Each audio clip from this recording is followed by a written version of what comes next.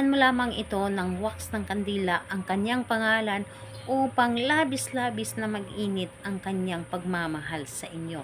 Hello mga guys, kumusta kayo? Panibagong araw, panibagong video na naman tayo, and sa araw na ito ay isa na namang video ang aking ituturo sa inyo na simpleng gabay o simpleng pamamaraan na makakatulong sa atin. At bago ang lahat, gusto ko lang mag-disclaimer sa mga taong hindi naniniwala at hindi gusto ang mga kagaya nitong video. Please skip this video and huwag hanap kayo ng videos na gustong gusto nyo, dahil ang video na ito ay para lamang ito sa mga taong naniniwala and gusto mag-try. Sa lahat po ng mga nagko-comment dito sa aking video dito sa loob ng aking channel, mag-ingat sa lahat ng mga nagre-reply sa inyo na dinadala kayo sa akin ng WhatsApp, Imo app upang makaiwas po tayo sa scam. Ngayon po ituturo ko sa inyo paano mag-init ng labis ang kanyang pagmamahal sa inyo. So, kung magtatanong kayo kung pwede ba ito sa magka-LDR at magkalapit, yes po, pwede ito, and pwede rin ito sa mga parihas ang kasarian, yung mga babae at babae and lalaki to lalaki, pwede po. So, syempre sa ating babae at lalaki na mag-partner. And dito po is kailangan natin ng ating gagamitin. Kailangan natin dito ng kandila. Kailangan din natin dito ng panulat. At kung meron kayong pula na panulat, mas maganda. Pero kung wala ay itim na lamang. So, sa panulat naman, pwede naman kayo gumamit ng marker or ballpen. So, wag lang yung lapis.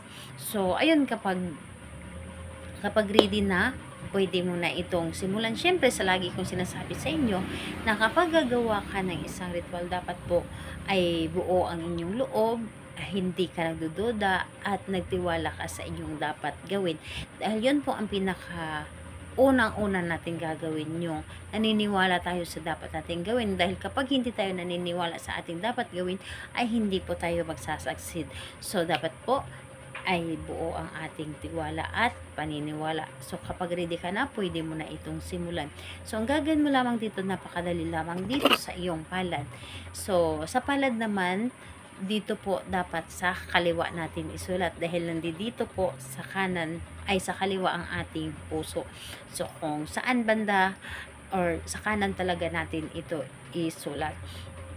So, ang gagawin mo dito, isulat mo dito sa iyong palad yung pangalan ni target. So, kapag naisulat mo na dito ang pangalan ni target, so, isang bisis lamang, isulat mo dito ang pangalan ni target, and pagkatapos nun, sindihan mo ang kandila. So, again po sa kandila, pwedeng kahit anong kulay, puti, or pink, or pula. So, sindihan mo ang kandila. Pagkatapos nun, nandito sa iyong palad yung pangalan niya. So, ipatak nyo po or patakanin nyo po ng wax ng kandila ang kanyang pangalan ng 3 patak.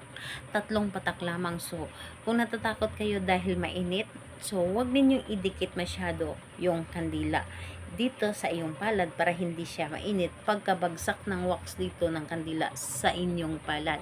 So, medyo malayo. So, distansya po. So, medyo malayo para pagpatak ng wax ng kandila dito sa iyong palad, hindi siya mainit. Although, mainit siya pero hindi gaano. So, yung katamtaman lamang. So, 3 patak lamang. Kailangan yung wax ng kandila ay nasentro talaga sa kanyang pangalan. So, 3 patak po ito ng wax ng kandila.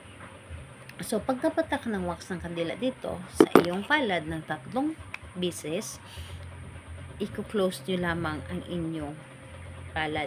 So, pagka-close niyo ito, humiling kayo. Humiling kayo sa pamamagitan nito. Ikaw, pangalan at apelyido ng taong minamahal po ninyo, sabihin po ninyo na mag-iinit ng labis-labis ang iyong pagmamahal sa akin. Ako at ako lamang ang iyong mamahalin, at kailanman ay hindi ka manglalamig, bagkos lagi itong mag-init ang iyong pagmamahal sa akin. So, ayun po, pagkatapos nun, i-open nyo na ang inyong palad. And kung magtatanong kayo, yung wax ng kandila dito sa iyong palad, pwede nyo na iyong kunin at itapon po ninyo doon sa labas. Pwedeng sa may bintana or sa harap ng pintuan. Itapon po ninyo ito. So, ayun po, kapag naitapon nyo na ito, ibura ninyo ito sa inyong isip. Ibura ninyo ito para hindi ito hindi ito mapasukan ng negative. And wag na wag ninyong hayaan na magiging negative yung mga iniisip po ninyo. So, ayan po, kailan ito pwedeng gawin kailan po itong gawin? Sa araw ng Tuesday and Friday. Pero kung hindi kayo makapaghintay ng Tuesday and Friday, pwede naman ito sa kahit anong araw. Basta, pakiramdam po ninyo na para bang hinihila kayo na gawin ito. Ayan po, salamat po sa inyo. Bye bye everyone. God bless us all.